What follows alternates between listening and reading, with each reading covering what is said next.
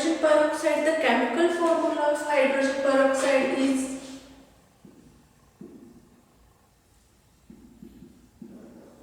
H2O2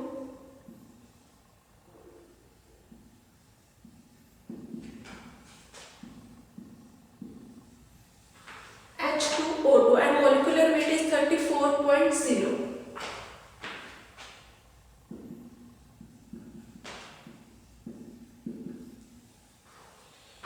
next है hydrogen peroxide जो है वो लिक्विड फॉर्म में हमारे पास अवेलेबल होता है।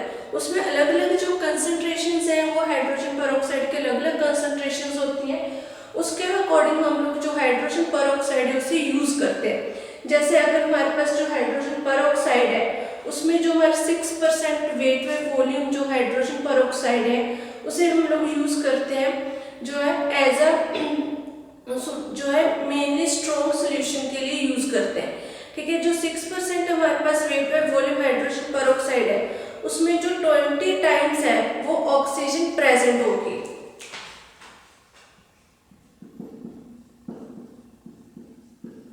H2O2 उसमें जो 20% है वो ऑक्सीजन प्रेजेंट है।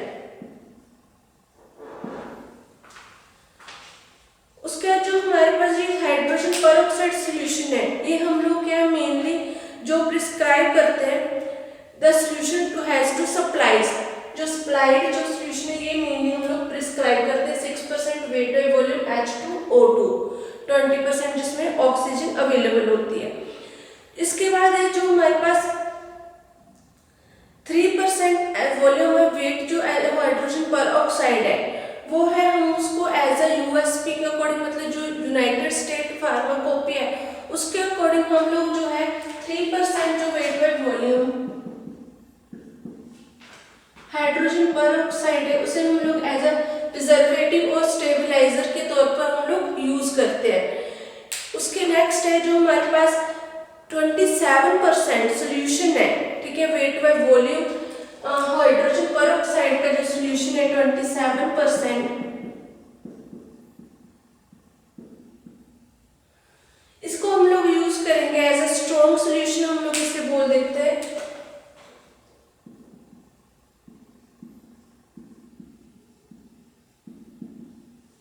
स्ट्रॉन्ग सोल्यूशन बोलते हैं क्योंकि इसमें जो 27% ज्यादा कंसंट्रेशन है H2O2 की, इसे हम लोग यूज करते हैं एज अ केमिकल। जो इंडस्ट्रीज है उसमें हम लोग एज अ केमिकल इसको यूज करते हैं।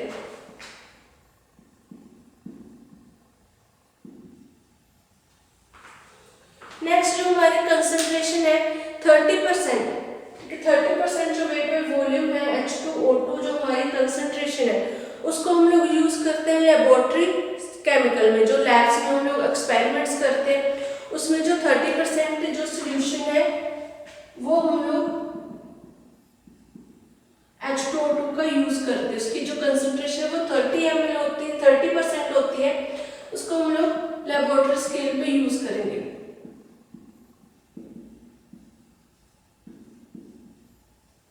जो हम लोग लैब में एक्सपेरिमेंट्स करते हैं उसमें 30% H2O2 जो है वो हम यूज करेंगे। अब इसकी नेक्स्ट इसकी प्रेपरेशन, जो हमारा H2O2 वो प्रिपेयर कैसे होता है, उसकी मेथड ऑफ प्रेपरेशंस क्या है। फर्स्ट हमारी प्रेपरेशन है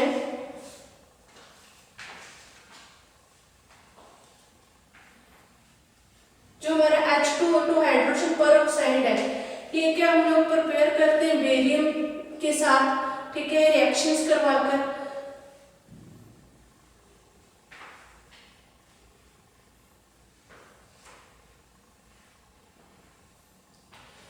प्रेपरेशन जो बेरियम ऑक्साइड है हमारा, ठीक है, बेरियम पेरोक्साइड है उसके साथ हम लोग रिएक्शन करवाएंगे H2SO4 की, ठीक है, सल्फ्यूरिक एसिड से। जब इन दोनों में रिएक्शन होती है तो हमारे पास प्रिपेयर होता है हाइड्रोजन पेरोक्साइड।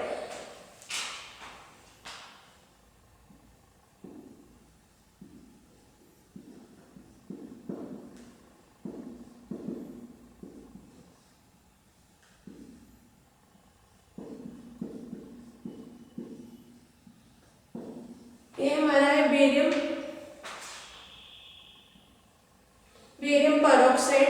हमने रिएक्शन किसके साथ करवानी है, सल्फ्यूरिक एसिड के साथ। तो हमारे पास क्या प्रिपेयर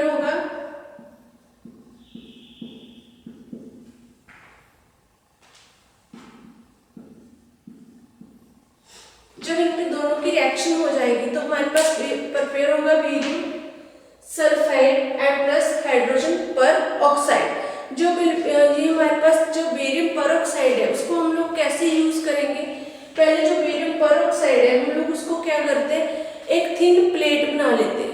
प्लेट बना वाटर में पेस्ट वाटर में हम लोग मिक्स करेंगे बेरियम पर ऑक्साइड को, उसके हम लोग पेस्ट बना लेते हैं, थिन पेस्ट। फिर उसको हम लोग कूल करेंगे।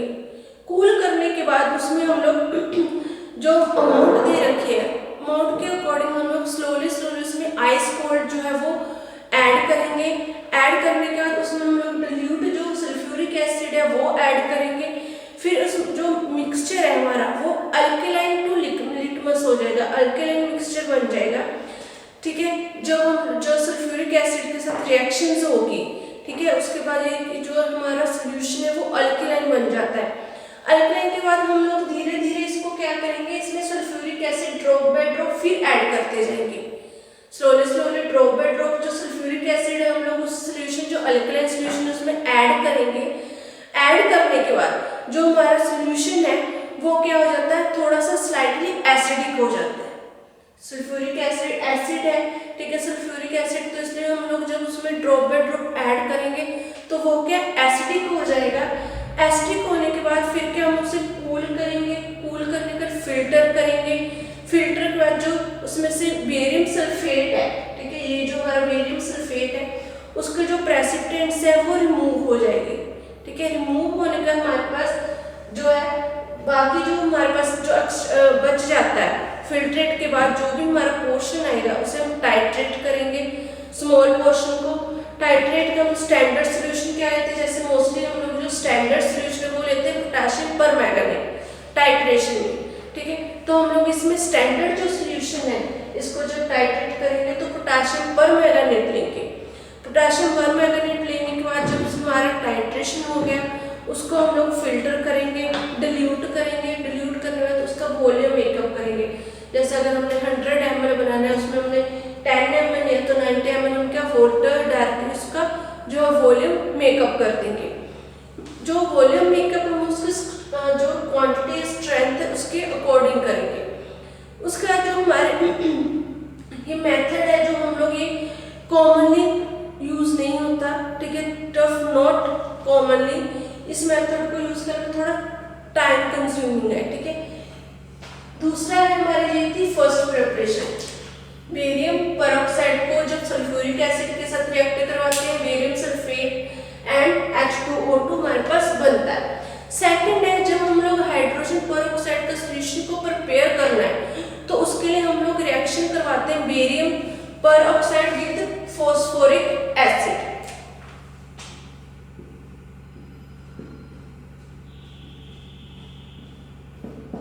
बेरियम परऑक्साइड, ठीक है, प्लस इसमें क्या है फॉस्फोरिक हमारे पास जो है वो एसिड आ गया।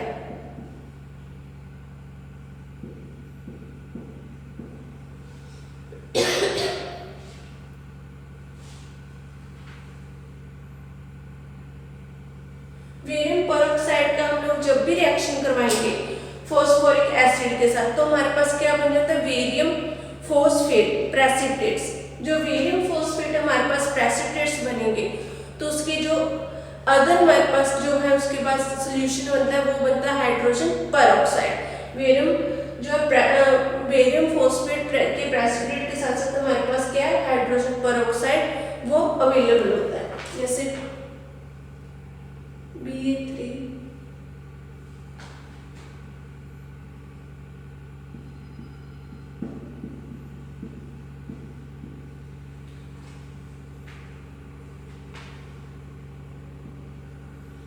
ये हमारे पास बन गया जो है बेरियम फॉस्फेट Ba3PO4 2। इसके हमारे पास क्या है प्रेसिपिटेट अवेलेबल होंगे।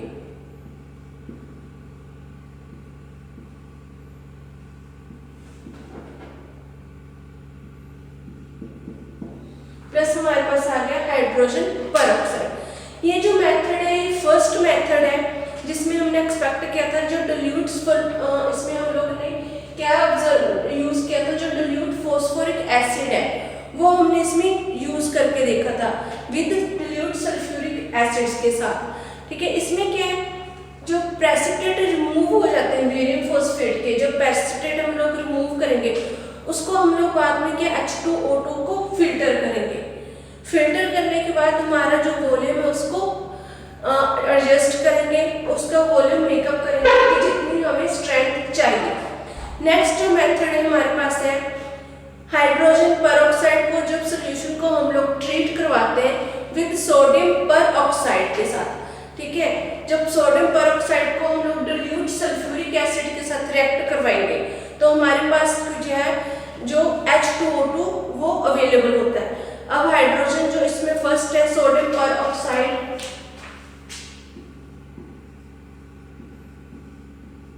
प्लस सल्फ्यूरिक एसिड, जो हम लोग सल्फ्यूरिक एसिड को सोडियम परऑक्साइड के साथ Na सोडियम O2 परऑक्साइड हो गया तो हमारे पास क्या बनता है Na2SO4 प्लस H2O2।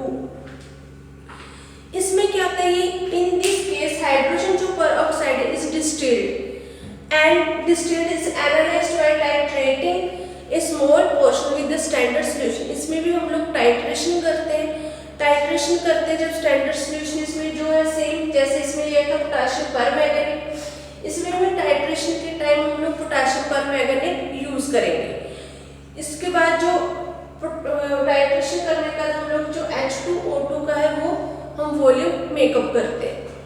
नेक्स्ट इसकी हमारे पास है प्रॉपर्टीज ऑफ हाइड्रोजन परऑक्साइड। जैसे कि मैंने पहले बताया था कि जो हाइड्रोजन परऑक्साइड है वो लिक्विड फॉर्म में हमारे पास अवेलेबल होता है, कलरलेस होता है।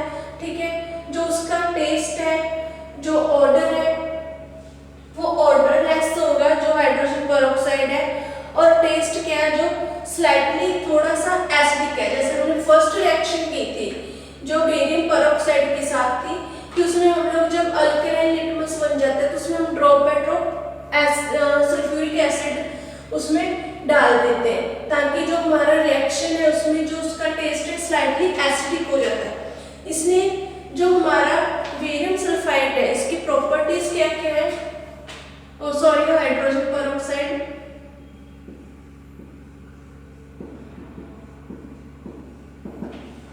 फर्स्ट है लिक्विड फॉर्म में है,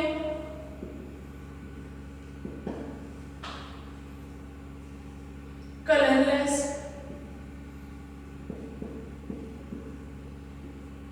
slightly acidic in taste,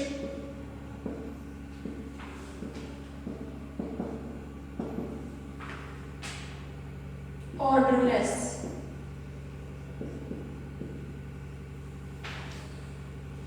जो हाइड्रोजन परऑक्साइड कलरलेस लिक्विड है, ठीक है, उसके बाद ये स्लाइटली एसिडिक है इन टेस्ट, और ये क्या इसका जो ऑर्डर है वो ऑर्डरलेस है। उसके स्टोरेज है इसकी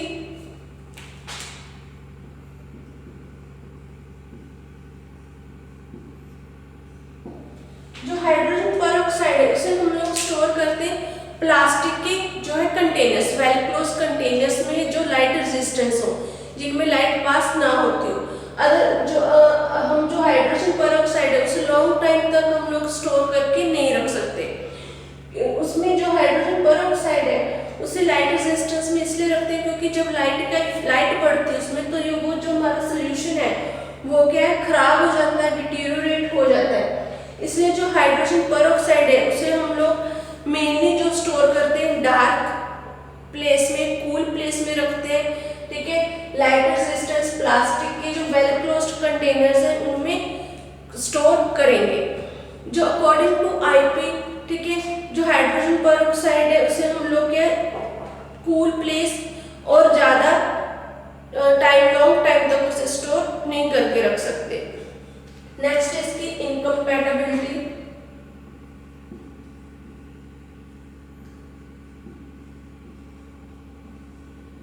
कि किस किस रिएक्शंस कौन कौन से कंपाउंड्स हैं जिनके साथ जो हाइड्रोजन परऑक्साइड है वो कंपैटिबल नहीं होता। जैसे इसमें है जो मोस्टली ऑर्गेनिक सब्सटेंसेस हैं एंड जो अल्कलाइज हैं हमारे, या फिर जो परमैंगनेट्स हो गए ऑर्गेनिक सब्सटेंसेस,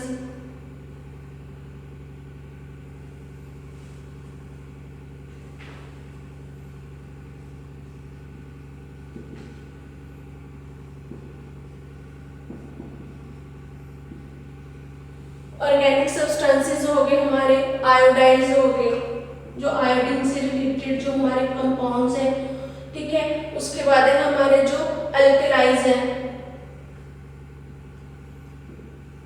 ये जो हाइड्रोजन पेरोक्साइड है इनके साथ कंपैटिबल नहीं होता। उसके बाद है हमारे यूजेस, जो हाइड्रोजन पेरोक्साइड इसके क्या क्या यूज है। जो हाइड्रोजन पेरोक्साइड है मेनली फर्स्टली हम लोग इसे यूज करते हैं जो एयर्स में से वैक्स को रिमूव करने के लिए, ठीक है। जो हमारे ईयर में वैक्स होती है, जब कई बार ईयर में पेन हो जाता है बहुत ज़्यादा, तो हम लोग क्या है उसमें से अपने वैक्स जो है वो रिमूव करवाते हैं, ईयर को क्लीन करवाते हैं ईयर को। तो हमारा फर्स्ट है जो इसका यूज क्या है, ईयर की वैक्स को रिमूव कराना।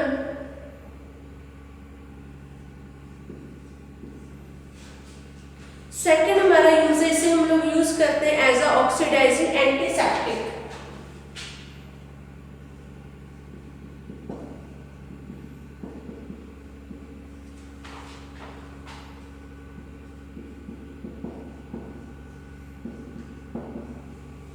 ऑक्सीडाइजिंग एंटीसेप्टिक यूज करते हैं जो बैक्टीरिया, पैथोजेनिक बैक्टीरिया है उनको डिस्ट्रॉय करने के लिए। उसके बाद हमारे पास सेकंड इसका यूज है, use for cleansing action on cut and bonds. जो हमारे बॉन्ड्स और कट लग जाते हैं, ठीक है, उनको क्लीन करने के लिए हम लोग जो है इसका यूज करते हैं हाइड्रोजन पेरोक्साइड।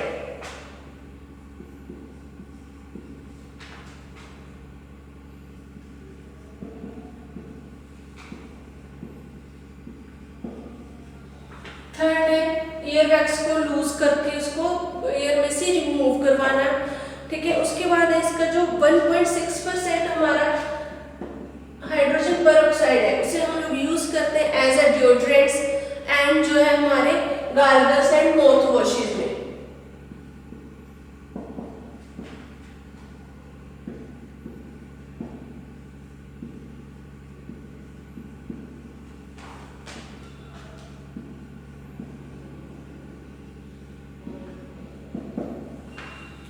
नेक्स्ट वन जो हमारा हाइड्रोजन पेरोक्साइड उसे हम लोग यूज करते हैं इन ब्लीचिंग द हेयर।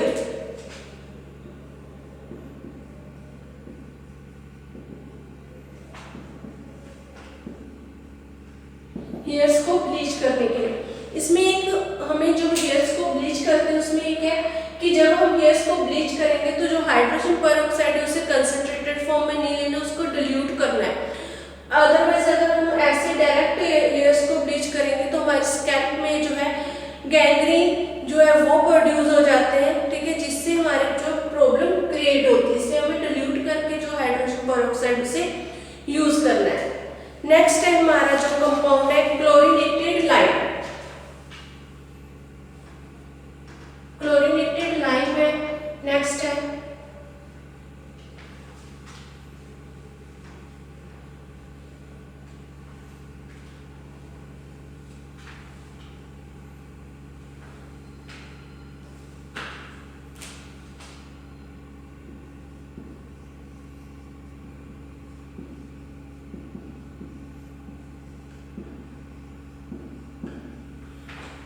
नेक्स्ट जो क्लोरीनेटेड लाइम में इसका जो फॉर्मूला है CaOCnCl, केमिकल फॉर्मूला।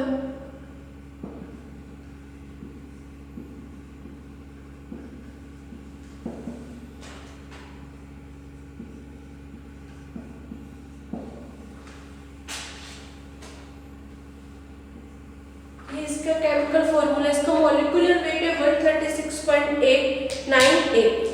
जो इसका सिनोनिम है वो है bleaching powder and chalk chloride of lime.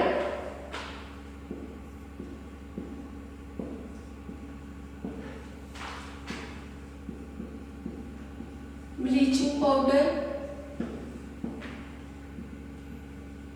And chloride of lime.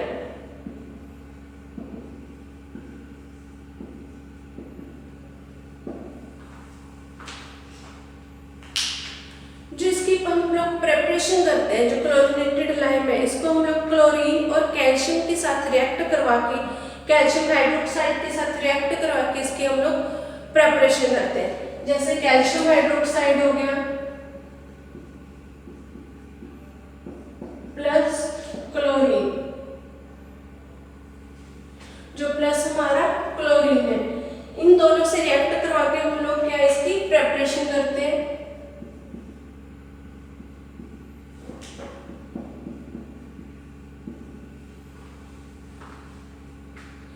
जो ये प्रोसेस है, जो हम लोग ये प्रोसेस करते हैं, ये 12 से 24 आवर्स तक की प्रोसेस है, इतने ये टाइम ले लेती है, 12 से लेके 24 आवर्स तक। उसका इसकी जो प्रॉपर्टीज है, ये डल व्हाइट कलर का पाउडर होता है।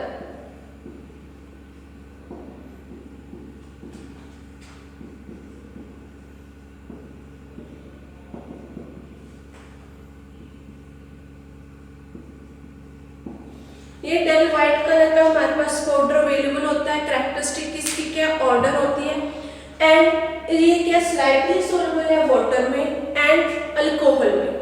इसकी जो सोल्युबिलिटी है वो slightly soluble water and alcohol में होगा।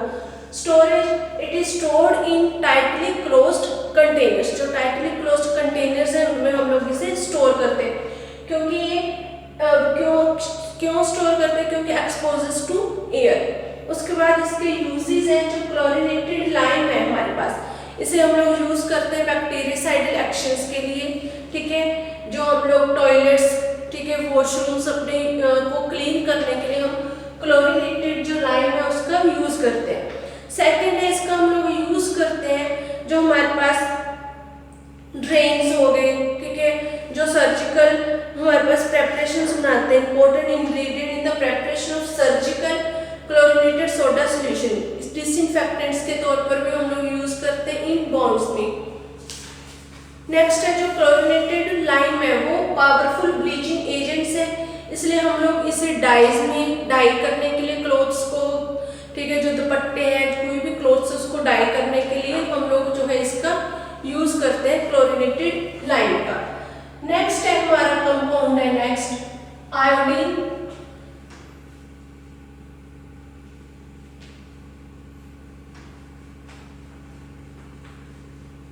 आयोडीन का हमें जैसे पता है कि आयोडीन की जो डेफिशिएंसी है उससे हमें क्या गोइटर हो जाता है, ठीक है। आयोडीन एक ट्रेस एलिमेंट भी है जिसे हम लोग as a trace element use करते हैं।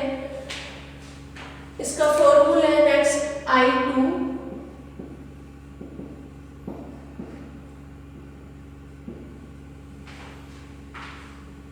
मॉलिक्यूलर वेट है 253.8। जो आयोडीन है ये नेचुरली डिस्ट्रीब्यूटेड होता है सीज में, ठीक है। जो सी होते हैं उसमें सी वीड्स होते हैं, मेराइन प्लांट्स होते हैं, उनमें जो आयोडीन है वो आयोडाइज की फॉर्म में अवेलेबल होता है। आयोडाइज की फॉर्म में वो हमारे पास अवेलेबल होते हैं। उसके बाद में हम लोग एक्सट्रैक्शन करके उसको फिल्ट्रेट करके जो है वो आयोडीन की फॉर्म में लेकर आते हैं यूज करने के लिए। इसमें प्रेपरेशन है इसकी जो फर्स्ट है फ्रॉम सी वीड्स।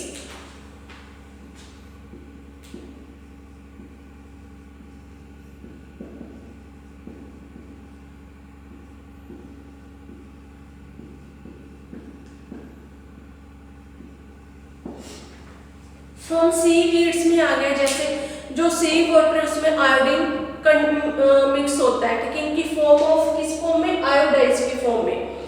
उसके जो उसके आसपास जो सी के आसपास मेराइन प्लांट्स होते हैं उनमें भी आयोडीन चला जाता है। तो हम लोग क्या करते हैं उसको उन जो है ड्राई सी वीड्स को ड्राई करते हैं, ठीक है, उनको बर्न कर देते हैं, ड्राई करते हैं। जब उनकी जो ऐश होती है, ठीक है, उसे हम लोग बोल देते हैं कैलेट।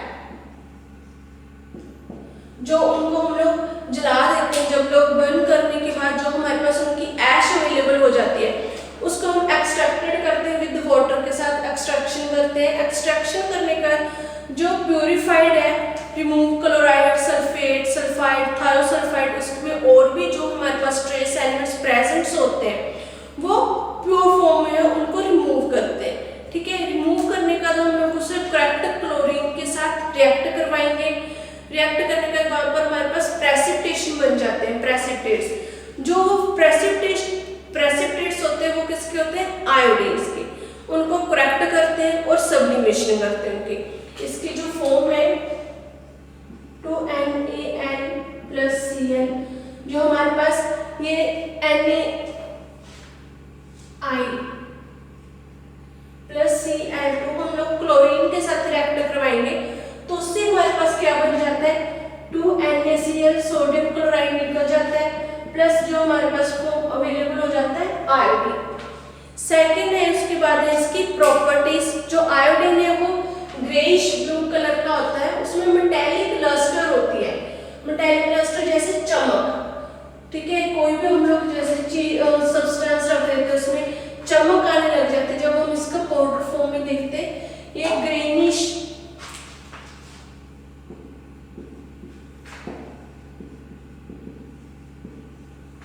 इसकी जो प्रॉपर्टीज है, ये ग्रेइश वॉयलेट कलर का या ब्लूश ब्लैक कलर का होता है, ठीक है। इसमें मेटालिक लास्टर होते हैं, चमक होती है, और एक है पंजेंट टेस्ट है इसका, ठीक है, और इरिटेंट ऑर्डर होते हैं आयोडीन की, और ये सोल्युबल इन वाटर, ठीक है, other soluble in water, soluble in alcohol में सोल्युबल होते हैं।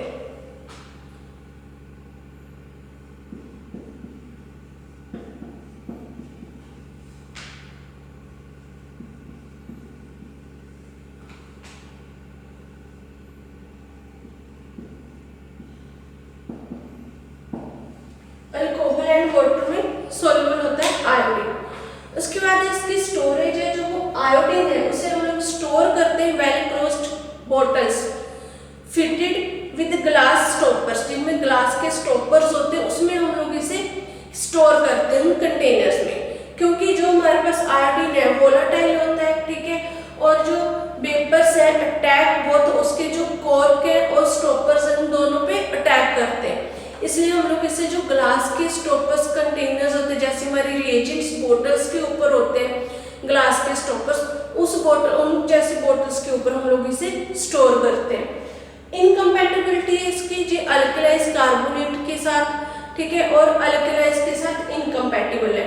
यूज है, नेक्स्ट यूज है इसका, हम लोग यूज करते हैं टॉपिकल एंटी इन्फेक्टिव,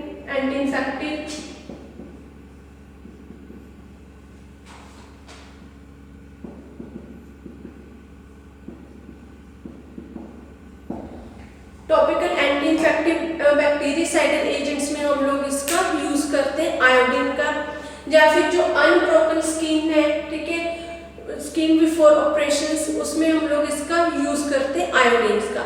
सेकंड है आयोडीन, जैसे मैंने पहले बताया था कि ये ट्रेस एलिमेंट्स है ह्यूमन के लिए, इसलिए जो ह्यूमंस की डाइट में आयोडीन की जो है प्रॉपर नीड रहती है, ठीक है, जो आयोडीन की डेफिशिएंसी से ग्वाइटर भी हो जाता है ह्यूमंस को, इसलिए जो हमें प्रॉपर हमारी जो डाइट है उसमें जो जितनी अमाउंट है आयोडीन की वो लेनी चाहिए, ठीक है, एज ए ट्रेस एलिमेंट हमारी बॉडी में जाकर काम करता है। और इसमें जो है जो अदर इसका जो पर्पस है, इसे हम लोग यूज करते हैं इन फूड पर्पस, जो कॉमन सॉल्ट है, ठीक है, which is used as a food purpose के लिए हम लोग यूज करते हैं आयोडाइज को, मेनली आयोडाइड, जो आयोडाइड्स है उनको हम लोग मेनली फूड पर्पस के लिए यूज करते हैं। ये टॉपिक हमारा यहीं पर फिनिश हो गया। नेक्स्ट लेक्चर में हम लोग नेक्स्ट जो है कंपाउंड्स को स्टडी करेंगे। Thank you.